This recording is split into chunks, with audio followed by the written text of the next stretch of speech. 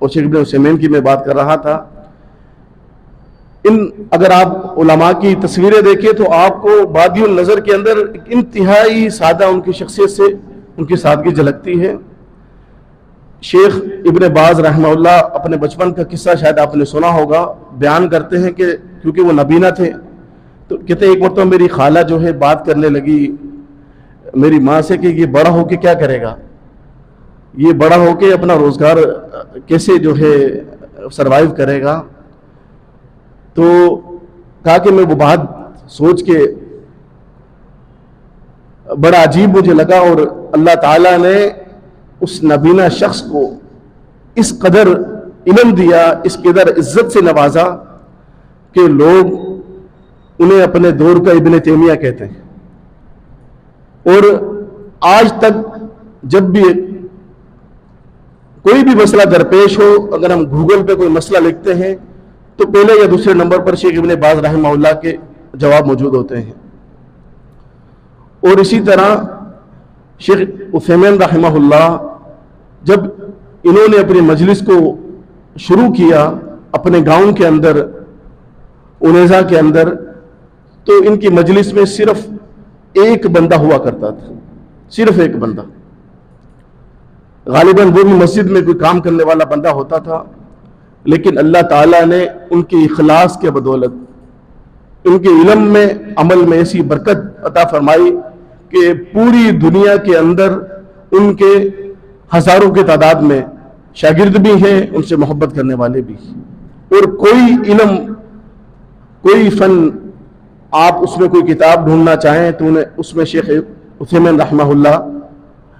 ابن عثیمین رحمہ اللہ کی کتاب آپ کو ضرور مل جائے گی۔ یہ دونوں شخصیات وہ تھے، ہمارے اساتذہ کہتے ہیں کہ جب تک عرب کے اندر یہ دونوں شخصیات موجود تھی، ان کی صرف بات کی پاور اتنی ہوتی تھی کہ عرب کے اندر کوئی بھی نیا فتنہ سر اٹھاتا تھا، ان کا فتویٰ آ جاتا اور وہ ختم ہو جاتا۔ یہ جو اللہ رب العالمین نے قدر اور عزت اور منزلت دی ہے، اس کی وجہ ان کا وہ علم،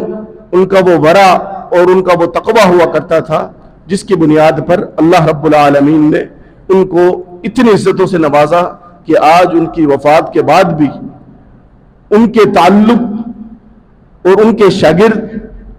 دنیا کے اندر، عرب کے اندر نمایاں علمی لوگوں میں ان کا شمار ہوتا ہے۔ تو آخری بات کر کے میں اپنی بات کو ختم کرنا چاہوں گا کہ جو وہاں کے اساتذہ اور یہاں کے اساتذہ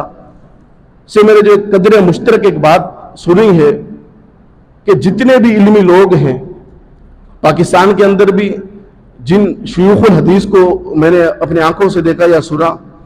اور اسی طرح شیخ ابن باز، شیخ بدیع الدین شاہ راشدی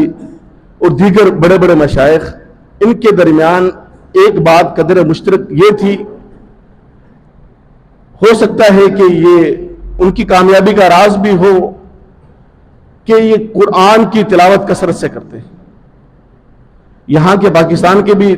جن شیوخ الحدیث کے بارے میں نے سنا اور میرا تجسس ہوا، تو ان کے درمیان جو قدر مشترک بات تھی کہ قرآن کی تلاوت کثرت سے کرتے ہیں، اور قرآن کی تلاوت، یہاں بھی شیخ سعید رحمہ اللہ اکثر کہا کرتے تھے کہ اگر آپ نے اپنی عبارت کو سیٹ کرنا ہے تو قرآن کی تلاوت زیادہ سے زیادہ کریں۔ اور اسی طرح پنجاب کے علماء اور یہاں دیگر مشائخ، تو اس لیے مجھ سمیت ہم سب کو چاہیے کہ ہم قرآن کی تلاوت کو اپنا معمول بنا لیں۔ شیخ ابن باز رحمہ اللہ کے بارے میں آتا ہے کہ وہ ایک دن میں 8 سپارے تلاوت کیا کرتے تھے، اور شیخ بدیع الدین شاہ راشدی کے حوالے سے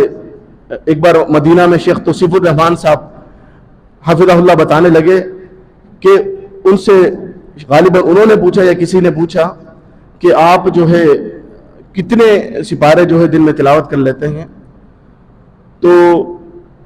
شاید میں صحیح قدر بول رہا ہوں، تو انہوں نے کہا عام دنوں میں جو ہے 3-4 ہو جاتے ہیں، اور جب سفر میں ہوتے ہیں پھر تو کوئی کام ہی کیا ہے، سفر کرنا ہے اور قرآن پڑھنا ہے۔ اور اسی طرح عبدالناصر رحمانی صاحب، شیخ حافظ مسعود عالم صاحب اور دیگر مشائخ جن کو قریب سے کچھ دیکھنے کا موقع ملا، ان میں یہ چیز بڑی عام تھی کہ اللہ کا ذکر اور قرآن کی تلاوت کثرت سے کرتے ہیں۔ اللہ تعالیٰ سے دعا ہے کہ اللہ تعالیٰ اس ہمارے مادر علمی کو تا قیامت اسی طرح جاری و ساری رکھے۔ یقین مانیے، آپ یہ مت سوچئے کہ آپ کسی چھوٹے جامعہ میں کہیں پڑھتے ہیں، انشاءاللہ آپ کوشش کیجیے ساتھ میں اپنے اسکول کو ترجیحی بنیاد پر نہیں بلکہ اس حد تک کہ آپ کے پاس وہ ڈگری ہو جس کی بنیاد پر آپ داخلہ لے سکیں وہاں سعودی عرب کی یونیورسٹیز میں بھی۔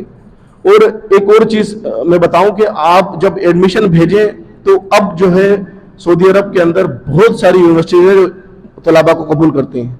تو اس لیے کوشش کریں کہ زیادہ سے زیادہ یونیورسٹیز میں بھیجیں اگر آپ کو شوق ہے، اور شوق ہونا بھی چاہیے۔ اللہ تعالیٰ سے دعا ہے کہ اللہ تعالیٰ ہم سب کو مدینہ المنورہ اور حرمین میں جمع کرے جس طرح آج ہم جمع ہیں، اور سب سے بڑھ کر اللہ تعالیٰ ہمیں جنت الفردوس کے بالا خانوں میں جمع کرے۔ اللہ تعالیٰ ہمارے اس جامعہ کو، ہمارے ان اساتذہ کو تا قیامت ان کے فیض کو جاری رکھے، اور اس جامعہ کو رہتی دنیا تک آنے والے وقتوں میں دین کا بہت بڑا ایک سرمایہ کے طور پر، ایک علمی درسگاہ کے طور پر جس طرح چلتی آ رہی ہے، دن دگنے رات چگنے ترقی عطا فرمائے۔ اللہ تعالیٰ میرے اساتذہ کے علم میں، عمل میں، صحت میں برکت عطا فرمائے۔ اللہ تعالیٰ ان کو صحت والی، ایمان والی لمبی زندگی عطا فرمائے تاکہ اسی طرح ہم ان سے علمی فیض حاصل کرتے رہیں۔ آمین۔ وآخر دعوانا الحمدللہ رب العالمین۔